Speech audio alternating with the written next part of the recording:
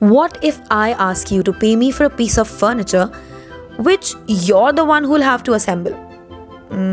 Sorry, what? I know. It sounds strange. But guess who has been cashing the idea out? It's the Swedish furniture giant, IKEA, which sells many furniture products that require assembly. Assembling on our own? But isn't that more work? I know what you're thinking. And this is exactly what the IKEA effect is about. So let's get started with this video where we will discuss what is the IKEA effect.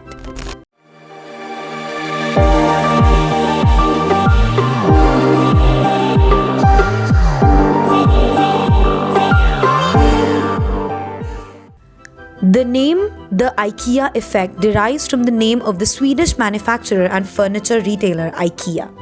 The IKEA effect is a cognitive, that is mental bias, in which consumers place a disproportionately high value on products they partially created. Because of the IKEA effect, we are often willing to spend more money for the experience that requires us to put in more efforts. These experiences can be fun or play on emotions, but they can lead to overspending on the consumer's behalf. The IKEA effect can also give us a warped emotion that the end result, if we work hard on something, will be amazing. We feel proud of it and tend to become overconfident in its quality. So how did the IKEA effect start?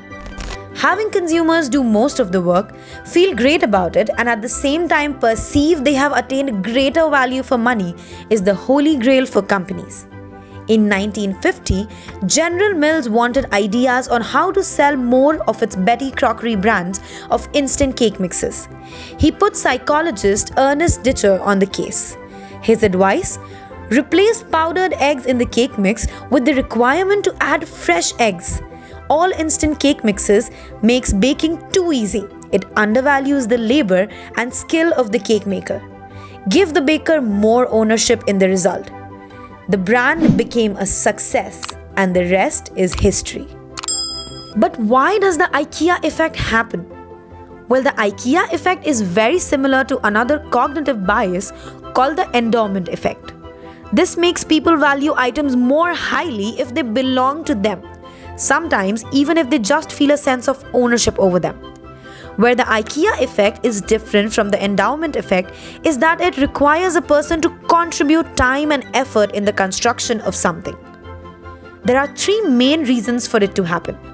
Number one, we have a psychological need to feel competent. Nobody likes feeling foolish or incompetent. Self-assembling furniture is a foolproof way of making everyone feel like they can accomplish a task.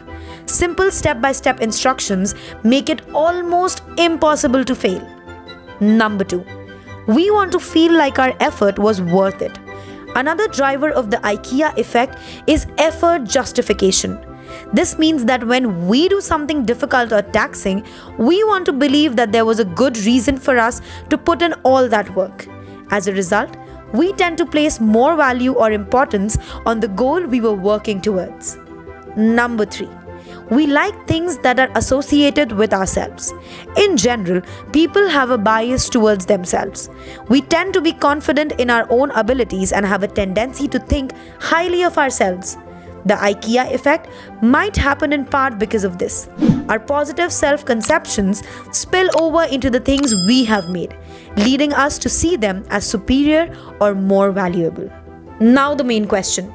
How can you use the IKEA effect? If you are a brand, think of ways you can make sure of the IKEA effect with your brand. Number one, employ shoppers. Giving shoppers a little bit but not too much work to do helps them take ownership of your brand and the final result. Number two, don't be over-convenient. You could give the final solution straight out of the box, but shoppers will value it more if they have to do a token something, like building the flat pack furniture from IKEA.